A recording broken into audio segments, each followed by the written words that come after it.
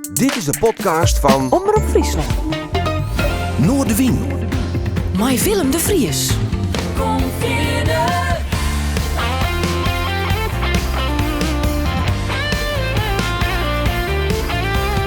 Alles wat te speelt. Omroep Friesland. Where are you going now, my love? Where will you be tomorrow? Will you bring me happiness? Will you bring me sorrow?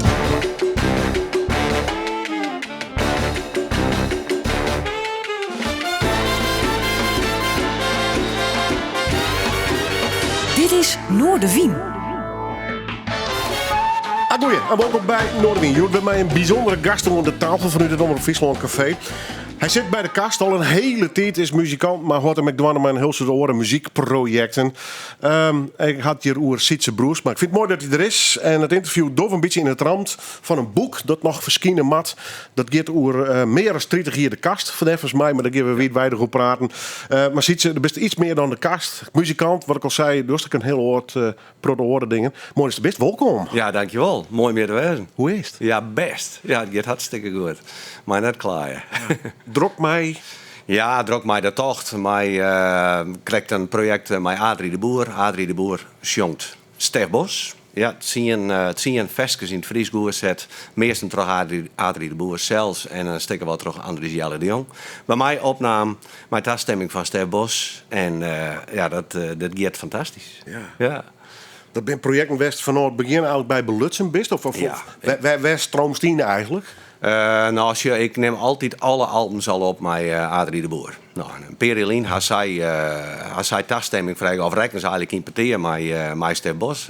Bij een optreden, ik meen in Heerenveen, rekken ze mij importeren. En nou, toen is een idee eigenlijk van Andries Jelle de Jong en Adrie de Boer zelf om ja, te jaren het plan te maken zien om werk van Stef Bos in het Fries oer te zetten en op een plaat te zetten. In orenarrangementen als het hij dat docht.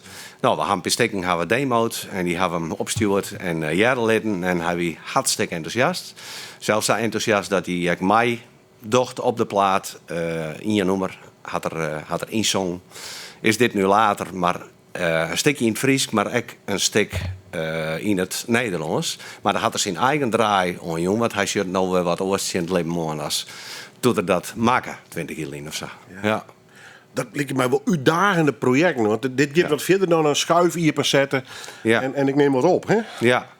Ja, ik vind dat Adrie een super mooie stem had. Dat ga ik altijd al voelen. En ik vind het hartstikke leuk om altijd die platen met hem op te nemen. En dit wil wel een heel specifiek project. Want nou, zoals ik wist, Stef Bos die praat jongt eigenlijk een beetje. En Adrie jongt alle versjes. En nou ja, Stef Bos had ik zei van, wat is dit mooi. Om de Friese taal zat te jaren, mijn eigen versjes en dan de Friese taal te jaren. En wat hij hem dat mooi dien. Dus dat er een compliment kist naar krijgen. Ja. Toch? Hoe oud is dan de rol bijvoorbeeld? Hier is het alleen maar de tocht op dit stuit. Komen we aan nog wel even verder over te spreken. Maar dat wordt een groot theater. Ja. Spektakel. Ja. De Lords wordt zelfs bouwd. Ja. Dat is echt ongelooflijk wat ze daarmee doen. Is dat voor jou weer heel anders dan bijvoorbeeld vergelijkbaar met zo'n Stef Bos project? Totaal, ja. Want hier schreeuw ik de muziek voor. Echt from scratch? Ja, from scratch. Het is alleen zo van de teksten, we maken toch Allard Blom, die het script schreeuwt. En hij komt dan met Nederlands teksten. En de meeste bleef ik in het Nederlands. Maar ik maak ze soms ook Friese oorzettingen. En er komt dus ook Fries in de voorstelling. Maar goed, dan kom ik in de sfeer van een bepaalde scène. En dus die tekst. En dan denk ik, nou, mijn gevoel site van die en die kant maar dat uit. En dan ging ik achter de piano zitten of met de gitaar en dan ging ik los. En dan denk ik van, nou, is het wat? Dat is niks. En dan maak ik demo's. En het mooie van de demo's is, en dat is hetzelfde studio hast, dat ik het zelf inzong in de mannenpartijen. En ik had dan dochter Lotte. En die zongt dan de vrouwelijkspartijen in. Dus dat is wel heel noffelijk. En ik maak ze alle nummers zo compleet mogelijk. Zodat ze jaren kennen hoe ik het in gedachten had. En dan moet zij het dan allemaal eerst wezen. Maar ja, ik wil net typische musical muziek schrijven, maar ik wil eigenlijk muziek schrijven die het echt bij Friesland heeft. Dus daar moet ik rauwheid in zetten. En als Sterrentocht is rauw en dus zit vette elektrische gitaren in. Hammond ben ik er fan van, dat zit er ook in. Hij ik al noem maar opname, ik mijn echte Hammond. En goede muzikanten, Friese muzikanten. Dus daar ben ik echt heel blij mee. Ja, nou ja, dus het is wat anders als dat alleen opneemt. Nou best is gewoon de basis eigenlijk van het veske. Ja, ben dat dan, ik noem maar even roenennoemers, of ben dat meer in de filmische kant? Dat is Nee. bijna een soort soundtrack ontmijt. Ja, nou, we gaan eigenlijk daarvoor draaien, man. Dat is ten eerste, maar dat ben ik dus. En ik speel meer echt de pop-rock songs, meer de oude geheel. En dan is er een andere componist, die komt uit het Westen, dat is Ad van Dijk. Had ik hele grote dingen op musicalgebied. Die zet ik echt meer aan de musicalkant. En die schreeuwt ik meer verbindende dingen, maar ik koorstikken. En daar is hij gewoon beter in. Ja. Dus en dat moet dan bij elkaar komen. En dan hebben we nog Linse Valk. Die je hebt wel bekend. Ja, collega, de audio, maar... En die maakt het soundscapes en dergelijke. Dan komt het wat meer in die filmische sfeer al. Precies, ja. Maar dan maak ik, dat ben soundscapes, maar dan word ik live muziek maken. Dus die muzikanten die spelen dat dan ook live en mij en alles. Maar ook de elementen van het waar en alles, dat komt er vanzelf weer voor. Is het eigenlijk, jij neemt het muziektheater of is het een musical? Wat is het eigenlijk? Ja, het is eigenlijk, het is altijd zo breed. Hè? Ja, muziektheater, neem het maar wat. Ja. Maar ik ga wel toch een rockopera, maar dan moet alles zong worden. Dat is het echt net. Maar ja, het is ook net typisch musical, jou ik. Nee. Vind je het leuk dat soort projecten? Want we kennen die natuurlijk als de popjongen van de kaart. Ja, maar de eerste jaren ben ik wat meer de theaterhoek in rollen eigenlijk. En ik heb wat verschillende muziektheatervoorstellingen maken. Together met IP Siesling ook. En daar ga ik een heel grote muziekverscheuren. In totaal zo'n projecten hebben die in. En daar ga ik de muziek verscheuren. Dus ik ben er wat in rollen. Ik soms mijn teksten van Epidam, prachtige teksten. En dat is een beetje. Ja, en dus net alleen in de kast, maar dat soort dingen doe ik. En wat ken ik net leven van de kast natuurlijk. Nee. De kast is meer toch wat een project worden. We gaan krijgen een hartstikke mooie theatertour. Die is zeer succesvol, net volgens mij. Ja, hartstikke best. Ik geloof dat iets van 80% bezettingsgraad heen. Dus dat is heel best. Nou ja, Zeker after corona, heel best. In Friesland sowieso alles uitverkocht. Ja. En dat gaat heel best. En dat is superleuk om te doen. Maar het is meer projectmatig. Maar we zijn een vriendenclub en het is hartstikke gezellig en gezelliger zo, denk ik.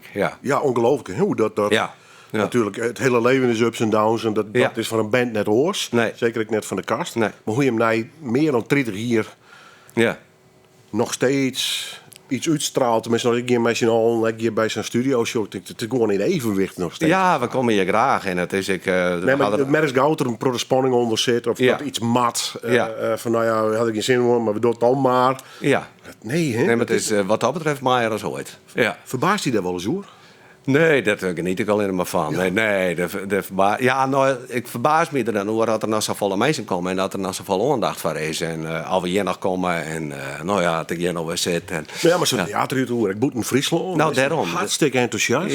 Ja, wie een hele succesvolle theatertour. En dat kist van tevoren alleen maar hoop je. Ja. Maar die super goed en protte lol gewoon. Geniet er alles van? Ja. Ik zeg mijn broer respect intussen, maar wat ouder best. Nou, dat is wel zo, want dat is de ding nog meer wat aanjetten, hè. En na zo'n 23 concerten, dan is die tour weer die en in die gloriedagen, om zo maar te zeggen, dan moest van die en naar het horen. En daar geniet ik van, dat vond ik hartstikke mooi. Maar wie wel leeft worden we ook net zezen. Nee, maar de agenda weer vol. De agenda weer hartstikke vol. Het treedt 200 keer per jaar op. Maar dan moest ik naar een studioalbum opnemen. Moest naar radio- en tv-shows. En dat, toen we muziek trouwens, dat weer wel een beetje oorzaak nou. Nou moest vechten om ergens nog in te komen. Nou, en toen was het natuurlijk helemaal plotbellen van kun je maken in die show en kun je maken in die show. En de hitband. Nou ja, maar er waren een grote mogelijkheden om te spelen.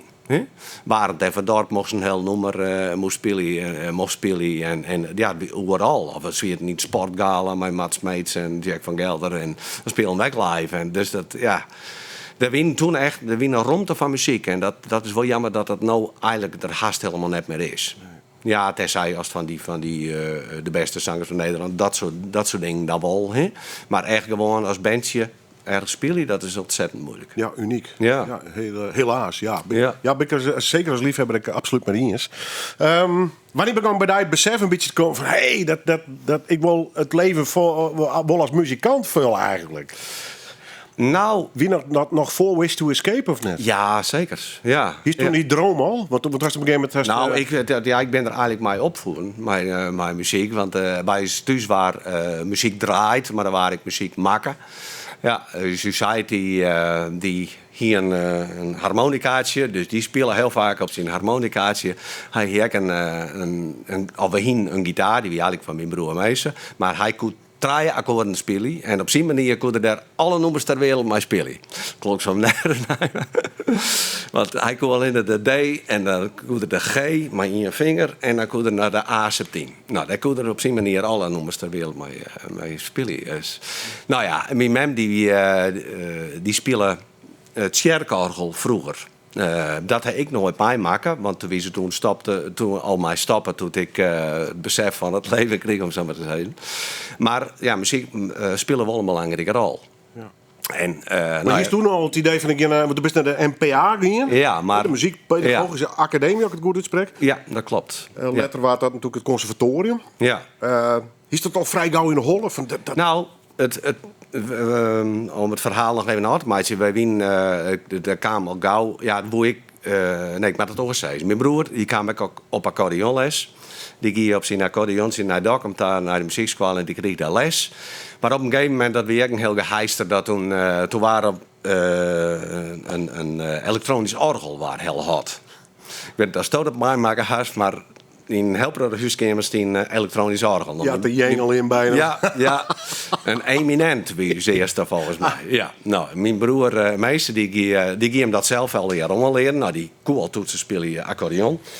Maar goed, er zit een pedaal bij, dus hij heeft pedaal erbij spelen. Hij was vreselijk inventief.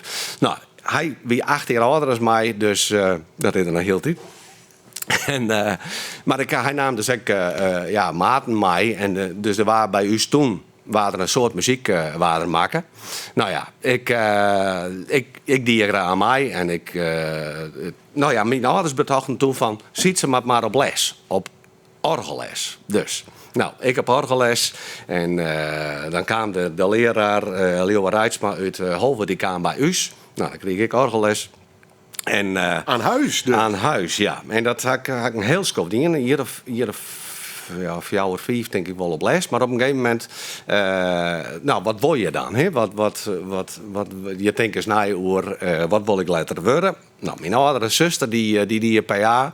Ik dacht, nou, dat liep het mij eigenlijk ook wel wat. Gewoon het onderwijs in. En lange vakanties. Ik dacht nog wat even, want ik weet inmiddels dat het heel wat meer voortneding ja, maar goed, dat toen het ideaal. Ja. Maar wij maken wel een soort muziek. En op een gegeven moment kwam ik bij de muziekschool in Dokkum. En toen zei de toenmalige directeur Harke Irema, die zei van, doe maar dat combineren. Want ik moest een examen spelen en hij testte mijn gehoor, mijn muzikale gehoor. En hij zei van, doe maar net naar de PA, maar doe maar naar de NPA, de Muziekpedagogische Academie. Nou, ik dacht, dat is misschien ook wel wat. Dus, nou ja, en toen, of orgel weer mijn instrument. Maar ik wil eigenlijk leren aan muziek worden. Maar er is een hoofdinstrument nodig. Nou ja, dat was orgel, maar dat was sjerkorgel. Dus, ja. En dan moest een melodieinstrument hebben. Dat wie hobo. in mijn geval, dat hij een leraar daar hij me dat onredt, want ik doe eigenlijk saxofoon, maar hij zei, nou, ik denk dat hobo heel mooi is. In combinatie ook met sjerkorgel. Nou, ik zei, oké, ik een hobo, keerpie en dat weer een struggle. Dus dat had ik als een night conservatorium als eerste, had ik dat denk verkocht. Ja, hè? Ja. Dit lit dat ding erdoor uit, huppa. Ja. En dan is het solozang. Nou ja, dat zijn de vakken die is, maar en is muziekgeschiedenis en weet ik wat al. Ja. Hele zware opleiding. We moesten een hele methodiek leren, maar we moesten echt 80 boeken moest ik lezen. En in het Engels en Frans en Duits en weet ik wat al. Ja. Hele grote literatuur. Maar ik vond de opleiding geweldig. Maar op mijn 14e hiek ik mijn eerste gitaar al kocht. Want eigenlijk vond ik dan toch wel volle leuker. Dus ik hield wel... en het sjerkorgel vond ik helemaal geweldig. Ja? Maar... na het conservatorium had ik het sjerkorgel ook een kans scout. Maar ik wie wel helemaal in de baanrekken van Johann Sebastian Bach. Nou, daar had ik dus ook een nummer hoor. Een van die 4 nummers die is me vrij gehiest. En ik kwam eigenlijk met Bach in aanraking. Naar onderleiding van Exception. Exception, een band als leider, muzikaal leider eigenlijk Rick van der Linden. En toetsenist daarvan. En dat vond ik helemaal geweldig. Nou, maar ik ging er nooit van Bach jet. Maar dit speelt hem hard ook niet of het zingen weer, denk ik. Ja? Maar dus op jonge leeftijd ben ik dus eigenlijk al helemaal in de baan van popmuziek. Nou ja, Carry On, ze krijgt jet. Ja, we gaan aan verder door. Leven we daar aan voort maar even jaren aan. Want we draaien. Zullen we Exception even draaien? Dan leef ik voort even jaren.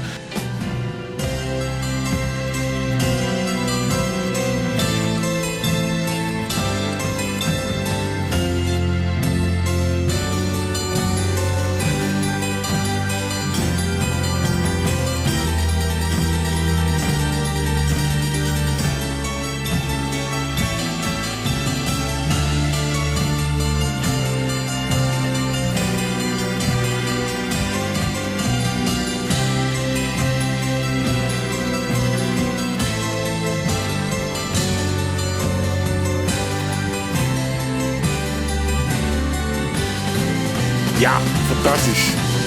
Exception, mijn hele bekende klanken. Intussen ook al wat van het hele tijd verliezen overigens. Ja.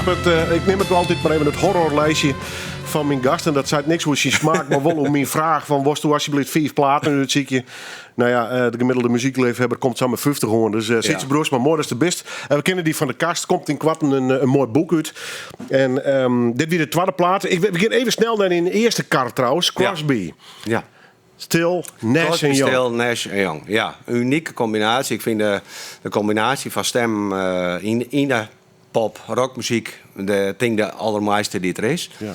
Deze plaat, mijn broer, die ouder als mij, die hier deze plaat. Weer een hele mooie hoezek. Een beetje perkamentenachtig iets, maar een hele nostalgische uitstraling. En ja, deze plaat, die is elk willekeurig noemen draaien ken, ja, want ze zijn alle heel lekker mooi. Je vindt deze een van de beste platen ooit? Ja, dat vind ik een van de beste platen ooit. Omdat elk nummer gewoon uniek is. Ja. En deze is dan Mijn naam is Steven Stills. Alhoewel het hele stuk maar voor jou en het jongen. Maar hij had de leadstem hierin. Dat is ook een nummer van Steven Stills. Maar hij is helpless van die werd bij het Neil Young echt de frontman is, om zo maar te zeggen. Ze heel lang had ze hoe deze plaat dienen. Nou, Jester eigenlijk de relaxed die Jester ook wel van af, vind ik. Ze had dat opname in San Francisco, Californië. En daar had ze, ik geloof 800 uren had ze daar dienen hoe deze plaat. Ze hadden hier had ze in die studio zitten. Ze kon alles uitproberen wat ze won. En ik vind qua warmte dat ze dat toen in die tijd opnemen kon. Ik vind het echt magistraal. Zet ze hem nou wel eens op spontaan? Want ik ga nog verregen naar die favoriete nummers. Ja. Dus ik kan me voorstellen dat zo'n album en zo'n plaat, zo'n nummer helemaal oppopt. Maar zo'n plaat zit me eigenlijk gewoon helemaal in de je hol. hoeft het niet meer op te zetten. Dus. Nee, en soms wordt natuurlijk haast net meer draait. Ja. En dat is wel jammer. Daarom is het wel leuk als bijvoorbeeld zo'n top 2000. 2000. Dat zijn nummers die is eigenlijk nooit van de radio is, omdat ze gewoon te lang binnen. Ja. Maar ik moet zeggen, ik ben net iemand die een heel schoft luistert naar platen die ik vroeger wou. Dan koek ze van haver tot god. Ik koek alle teksten koek dan uit de kop. En ga je dan ook analyseren eigenlijk van op akkoorden, of solo? Als een plaat helemaal hartstikke goed is, dan ben ik helemaal net aan het analyseren. Op een NPA conservatorium kregen we wel het vak analyse. Moest alles analyseren, hoe dat melodisch en harmonisch in elkaar ziet.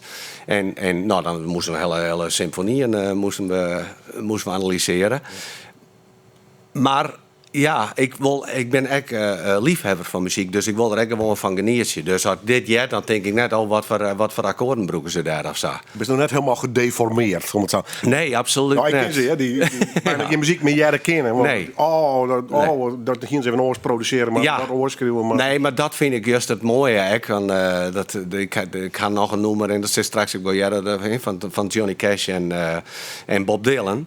Ja, waarschijnlijk net de beste zangers ter wereld. En het ritmisch klopt het eigenlijk net helemaal. Maar het is zo sfeervol en zo mooi. Documenten door het. Ja, en Neil Young is technisch ook net de allerbeste jongen ter wereld. Maar het is wel een van de beste zangers, vind ik dan, die het mij het meest aanspreken. Ja. Nou, even draaien een exception om daar maar weer even op rond te komen. Ik zijn eikpunt blijkbaar in die muziekbeleving. Ja. Daar staat, je gebeurt even iets wat...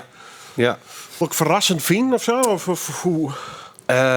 Toen? Nou, ik denk altijd meer een gevoel wie zo van wat gebeurt hier? En waarom vind ik het zo mooi? Ja. Nou, en dan komt de letter achter verrekt, dit is van Bach. Wat wie die man een kunstenaar? En dan denk ik, wat had die man een verschrikkelijk soort hele mooie muziek schreeuwen. Ze noemen dan net elke keer, maar ik ging dan echt naar de Matthäus Passion in deze tijd. En dat van begin tot einde, het is al wat raar hoor, maar het bleef mij boeien. Ja, vind ik echt geweldig. En dat is juist dus van hoeveel mensen nou eigenlijk er nog geïnspireerd worden terug zien muziek. Als wij de Shade of Pale hast van Gary Brooker, dan, want ik had Gary Brooker een live show in Hedel in Zwolle, een schoftje lean. Hoe wie dat? Geweldig. Ja, het is altijd een risico, maar dat soort. Ja, hij weet toen 22, hij leeft het nou net meer, maar geweldig. Die stem, dan denk je weer, hele stuk nog wij. Ja, echt prachtig. En, maar toen eindigde er mij Why the Shade of Pale. En toen die er voor en dat is ook op YouTube wel te vinden, die er voor even hoeveel nummers had er nodig in werd wel net op dat air van Bach baseerd binnen. En dan neemt er Why the Shade of Pale, want dat had echt, tenminste in het begin zo wat diezelfde voor hem. Hij steekt eigenlijk dus de draak een beetje met hemzelf. Maar dan neemt er eigenlijk No Woman No Cry. Had hetzelfde beginschema eigenlijk. When a Man Loves a Woman van Percy Sledge. Nou, dan ga je zelf een beetje graven. En denk van, verrek, vlieg met me mee naar de regenboog van Paul de Leeuw. Ja. Je hebt examen, hij sandaal de bas. Op fietsen van Skik. Ja. Een hele grote nummers ben daarop gebaseerd. En er ben honderden. Ja. Grappig verhaal, want op een gegeven moment dus de NPA en dan daarna dus de hobo erdoor uit. Ja. Tjerkorgel.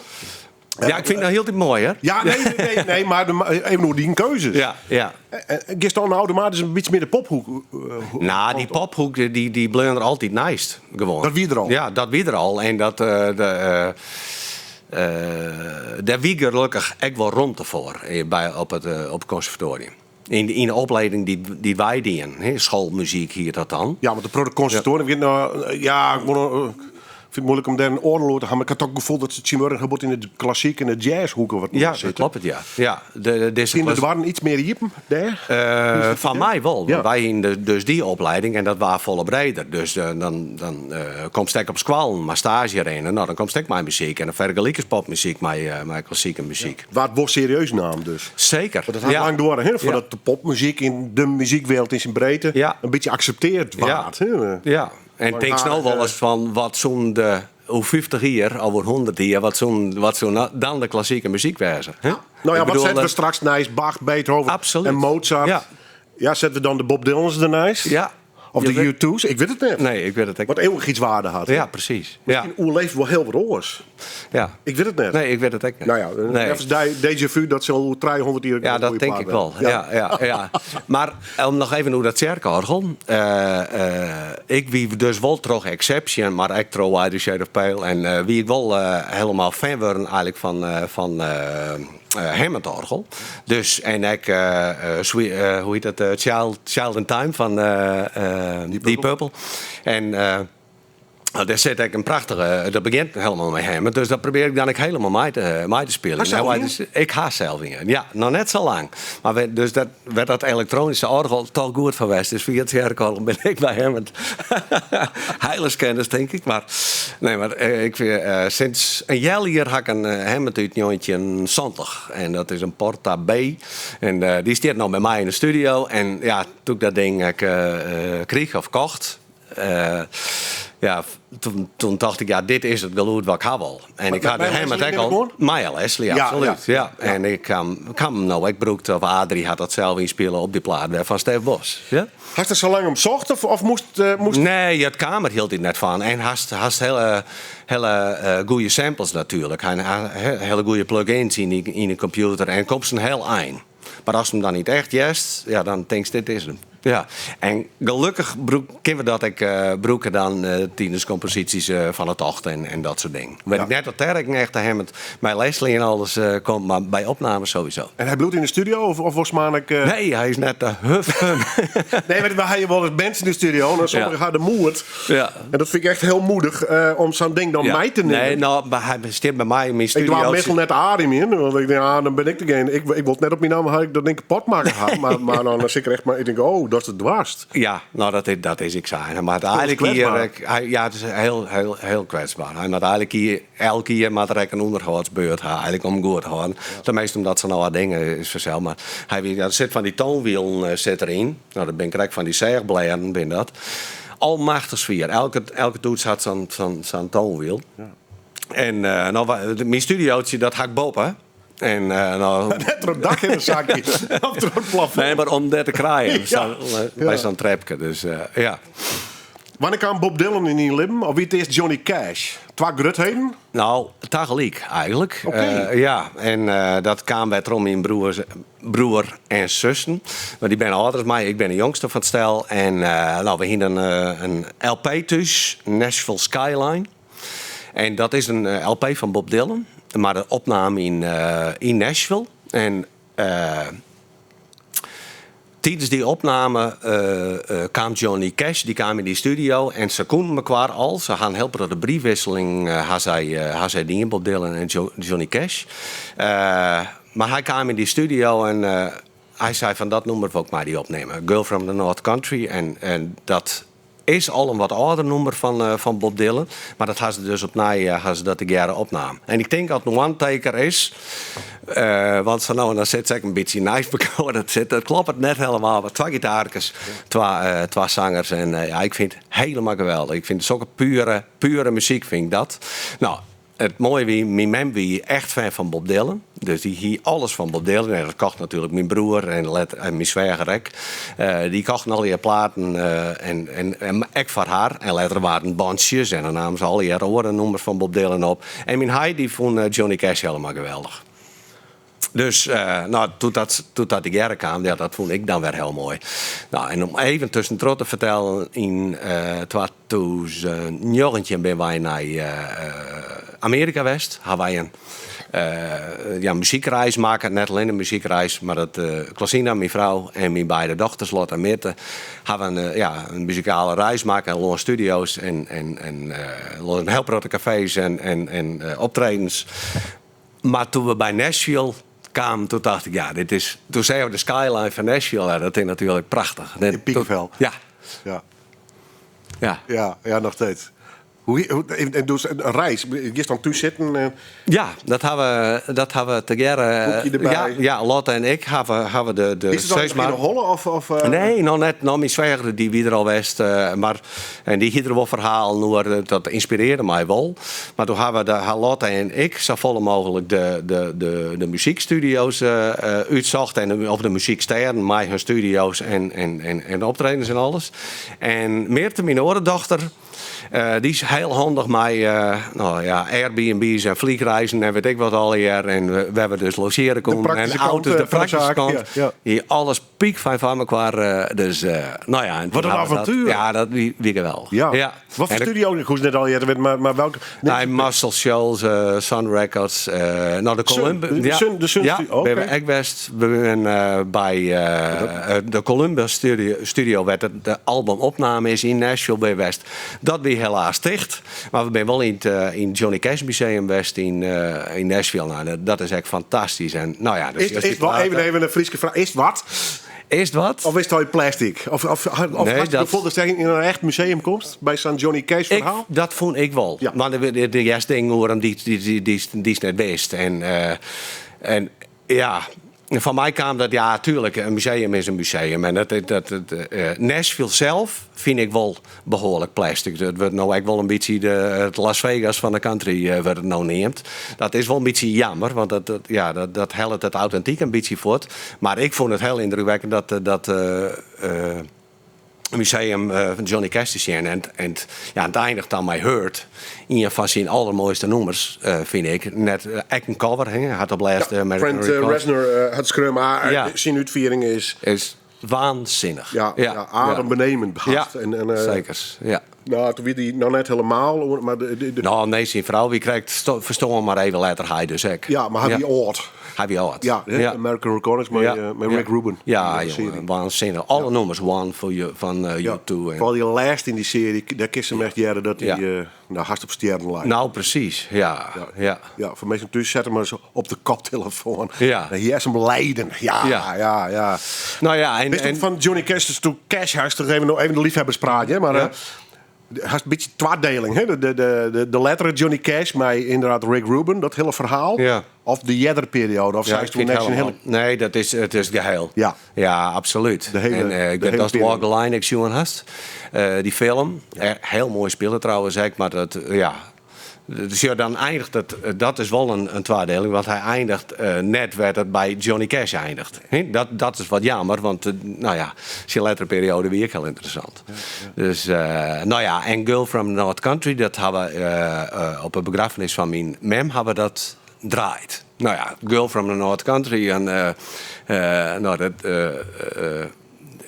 get haast door haar, wist je wel. North Country, dat vind ik wel een beetje Friesland. Mijn mij een hele mooie vrouw met curls in haar hair. Dat komt er echt in voor. En ze ben 88 en 91. Mijn mij 88 en mijn heid 91. Maar ze ben ik vlak na elkaar verstaan. Dus, zo. If you're traveling in the North Country Fair, where the winds hit heavy on the borderline, please say hello to one who lives there. For she was once a true love of mine. Bob Dylan en Johnny Cash, Girl from the North Country. Zit op het lijstje van mijn gast van jou. Ik vind het mooi dat hij er is. We kennen elkaar natuurlijk al een tijdje in verband met zijn hele kast. Muzikaliteit met orenprojecten.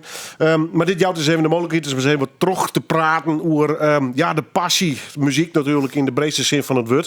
Ik zit toch altijd bij Sietse broers, maar die stem van die Bob Dylan, hè? Als dat vergelijkt is met No en toen. Ja, dat is heel apart, hè? Ja, zijn jongstem en apart, maar prachtig. Ja. Prachtig, maar... toen nog net helemaal... Ja, toen werd ik al een fenomeen natuurlijk. Ja. Maar ja, nou is hij onsterfelijk gast, hè? Ja, dat had al later...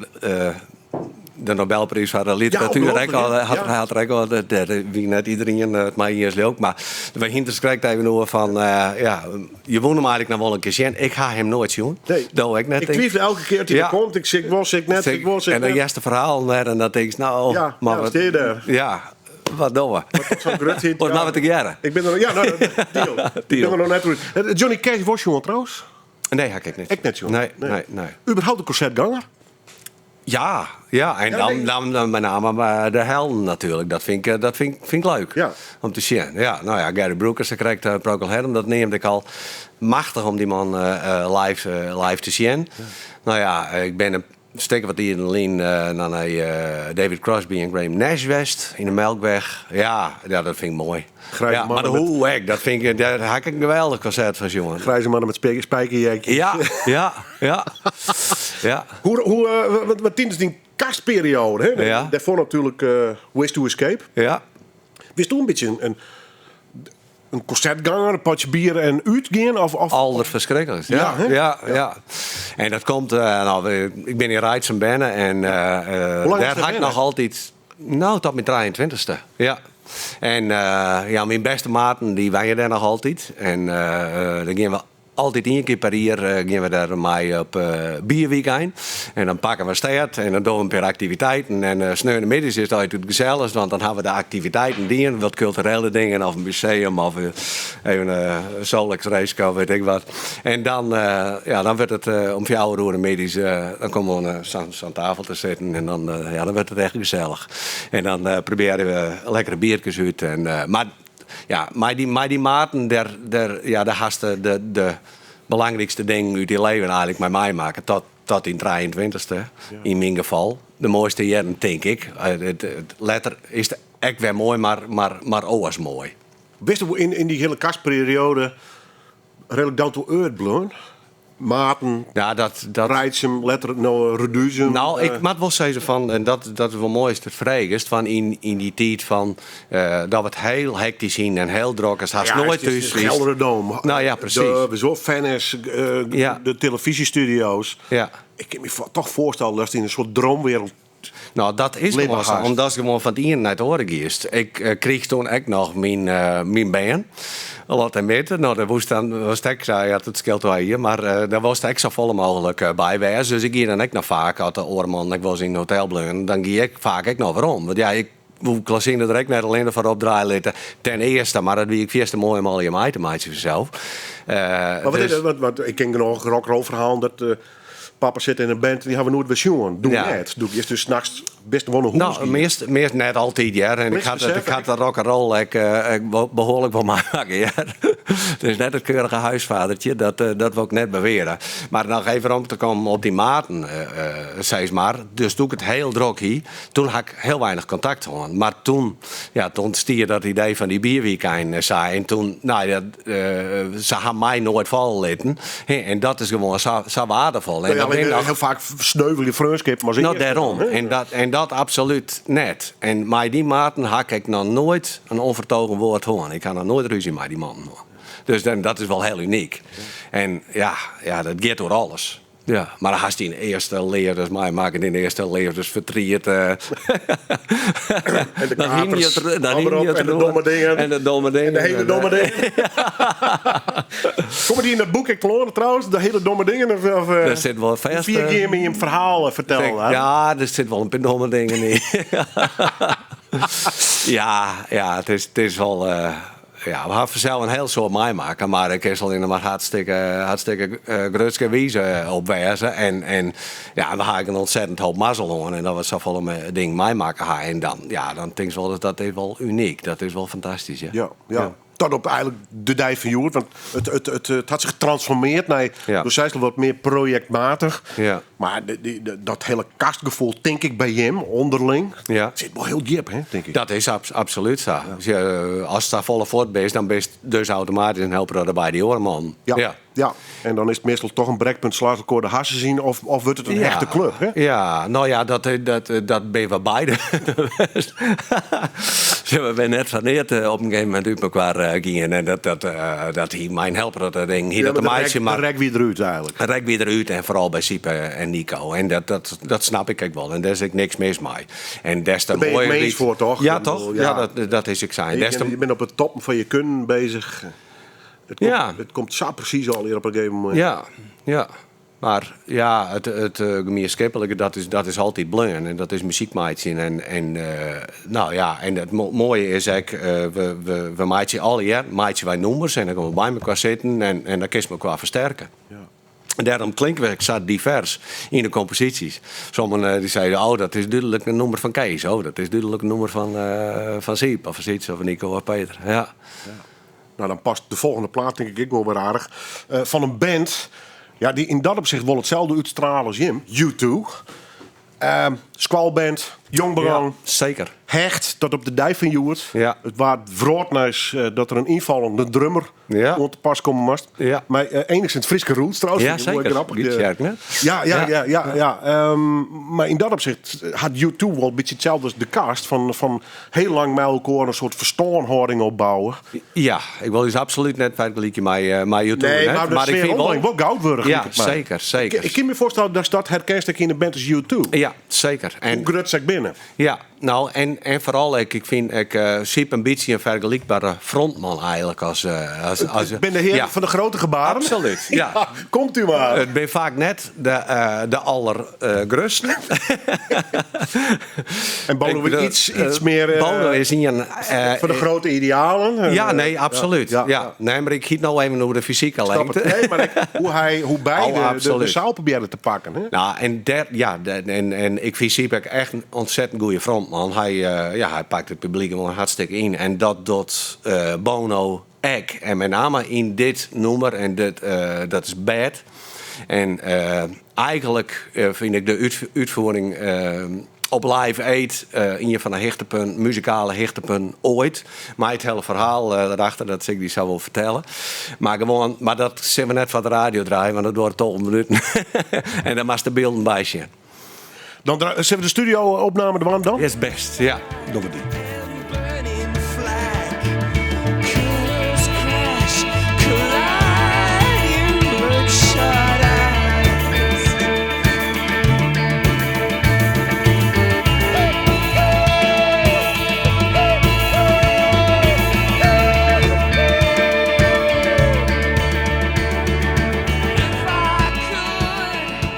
Een absolute klassieker. Ze maken hem wel nemen. Bad van het album The Unforgettable Fire. Natuurlijk van U2.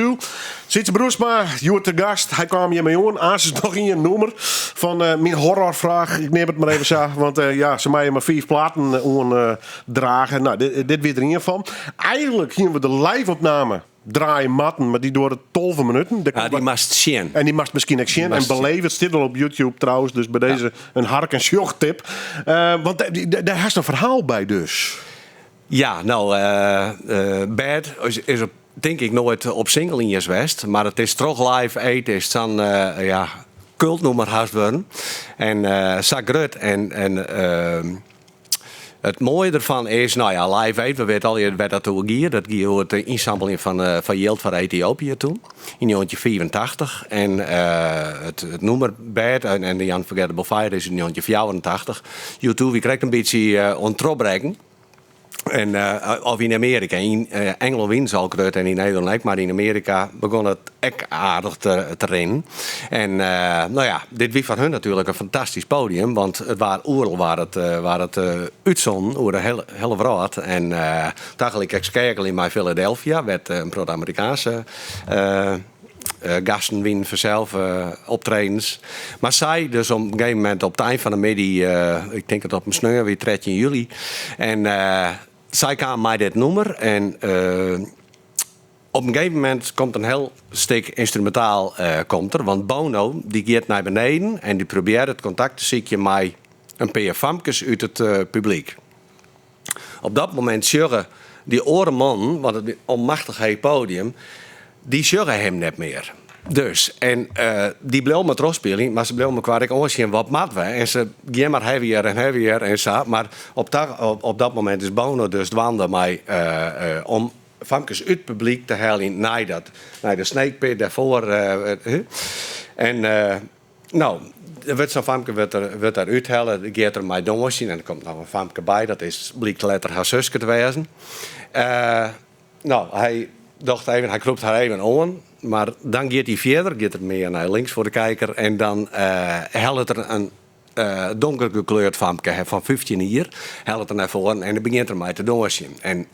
Maar goed, dat is jullie man al je net. Maar het is een legendarisch moment, vind ik. Dat ben van die momenten die VS nooit weggeeft het in de wereld eigenlijk komt het wel.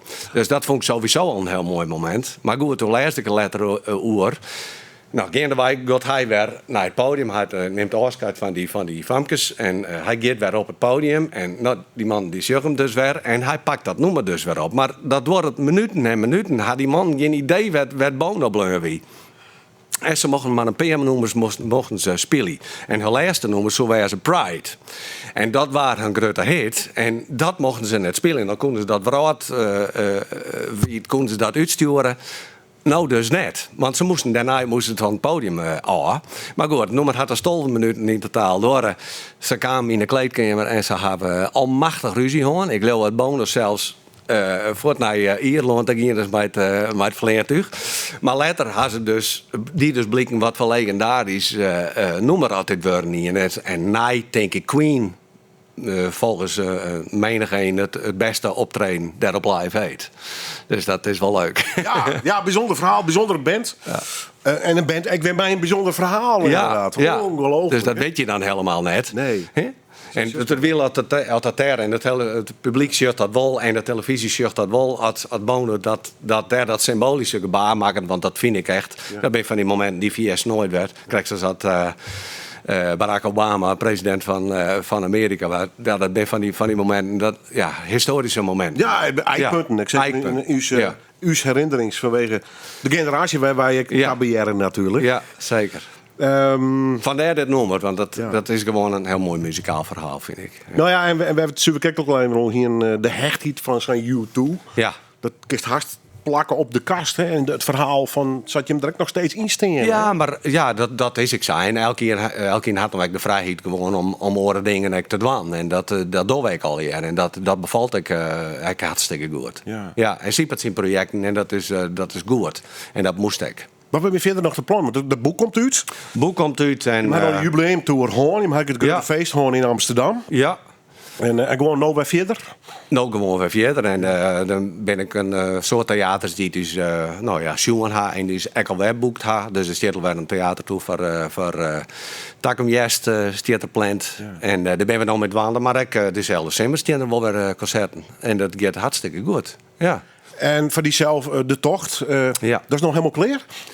Nou ja, het wordt heel spannend natuurlijk. Want ja, wat wordt het? En ik bedoel, dat is altijd zo maar muziek mijn komst. Ja, wat vindt men ervan? Hè? Ja. Dus dat is gewoon, dat blijft spannend. En zelfs ben je 62 zoals ik. Dan 62, dan blijft dat spannend gewoon. Ja, je hoort altijd de onzekerheid van, hoe ga je? Ja. Maar... hoe veelt dat, 60er? Best er maar bezig of net? De straalt het net uit, yes, bedoel ik. Nee, daar ben ik net heel bot met aan. Nee. Wel eens een bewust momentje te bleksem. Nou ja, dat. Ja, dat wel. Dat serieus. Ja, nou, maar we krijgen ook hoorheen van je hoort echt het gevoel wel van wanneer begint het? Wat zeg ik nog? En dus dat is er ook altijd en dat blijft ik altijd. Ben je blij dat het zo rond is, zat het ron is? Ja, zeker. Ik gevoelsmiddag bot wel in Friesland had ik het idee. Oh ja, absoluut. Ja. Maar de tocht deed dat extra van. Rijdsum, Reduzum. Ik gooi je net bij. Nee, dat straalt ik net uit, maar. Nee. Wat is dat? Wij hem hingest ik vind het vertrouwde? Ja, het vertrouwde. En het is, ik zei van sommigen die houden er helemaal net van, maar dat ik ben naar Rijdsum en ik zie die grijden en dat wietsen, dat dat blijf ik prachtig vinden. Het hier op een loon. Ja, het hier, ja. En dat misschien dat Frieske gevoel bestaat dat of net? Ja, dat bestaat. Ja. Het thuiskomen. Ja, elke keer weer. Ja, mooi man. Nou ja, en wij appen, maar je bent in de Friesk en Cosine en ik. En ja, alles in het Friesk. En in de band zoiets, dan krijg ik een telefoon en zie je van, wat mag dat nou eens aan? Ja. En dan vind je het zelf ook hartstikke leuk, want dat is wat gay Friesk mogelijk te doen. En voor de rest concreet nog horen plan? Of drokte genoeg even?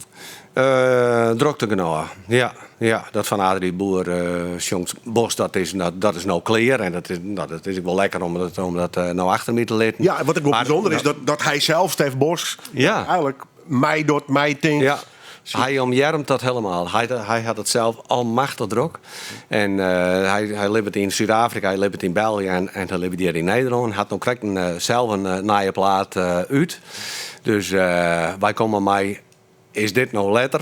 Komen wij even letter. Met het duet van Stef en Adrie. Ja. Nou ja. Fish. Dat is een beetje. Als laatste. Fish als laatste, ja. Ja. Nou, met Fish is een mooie ding. Maar, Authentieke kerel. ja. Scotsman. Scotsman. Ja. Ja. Echt niet in. Ja. Hem live zien. Zeker. Ja. Heel vaak naar concerten west van hem. Als Fish of mij Marillion? Nee, ik heb nooit mijn Marillion show. Nee.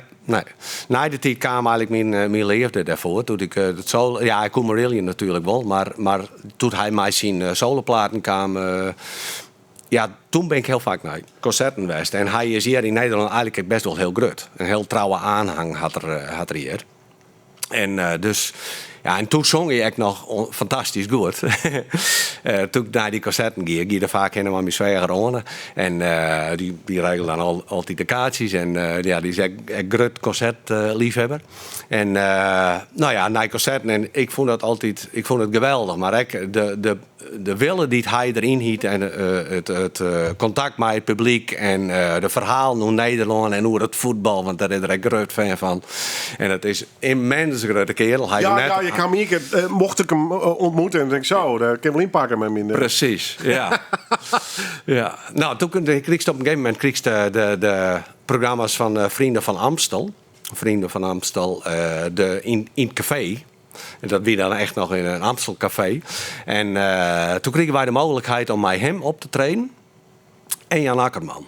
Dus dan hebben we met hem aan het repeteren geweest. Hij zong toen Kelly en dat hebben wij begeleid. En Jan Akkerman er ook bij. En hij had ook noemen van Us Meidie en Jan Akkerman. En wij nummers van Jan Akkerman. Ik ben Meidie. Dus dat was een mooie kruisbestuiving. Mag ik toch even weten, welk nummer had Feestje ooit dien voor de kast? Wist dat nog? Nou, nee, hij speelde... Ik denk dat hij een tweede stem Meidie, maar dat weet ik net eens meer zeker. Ik weet net eens, misschien zit ik echt wel te lul. Misschien had hij net eens met Us Meidie, dat weet ik net. Maar waar hij in ieder geval wel met hem Meidie. En nou, we hadden, ik weet net dat het op een vrijdag weer of zoiets dat we repeteren en een sneurs dat dan het concert dan heen. Maar toen hebben we almachtig met hem op stap geweest en ja, de man die kon almachtig drinken. Zijn reputatie had er aardig weer maken. Ja, zeker. Ja, mooie kerel. Mooie kerel. En muzikaal fantastisch inderdaad. Ja, en het grappige is, hij speelt geen instrument. Hij wat dat betreft helemaal niks, maar hij zongt dan zijn muzikant. Dan zongt er een melodie voor en dan speel hij akkoorden mee en zo. En dan zei hij, ja, dat is het. Dus hij had het in de holle, maar hij kent net muzikaal vertaal. Hij kent alleen maar jongens, zeg maar. Dus dat is echt wel weer heel bijzonder. Dat hij nog nooit er mee maken. Nee. Dank u wel. Ja. En mag ik nog iets vertellen over Ja. dit nummer? Eigenlijk is Kelly, dat is zijn bekendste nummer eigenlijk. Hè? Dat is... Of dat is van Marillion, maar dit is daar eigenlijk een vervolg op. Kelly weer nog een soort noodkreet van, want hij maakt het nogal wat Spaans. Maar een onzien vrouw van, nou ja, ik had er spijt van wat ik al je dingen had, maar op een gegeven moment, Gentleman's Excuse Me, is daar eigenlijk een vervolg op dat het niks meer worden is. Maar een heel mooi nummer. Ja. Dank je. Your diary, romantic fiction. Can't you see it's hard for me? Can you see what I'm trying to say? It's a gentleman's excuse me, so I'll take one step to the side. Can you get it inside your head? I'm tired of dancing. For every one step forward, I'm taking two.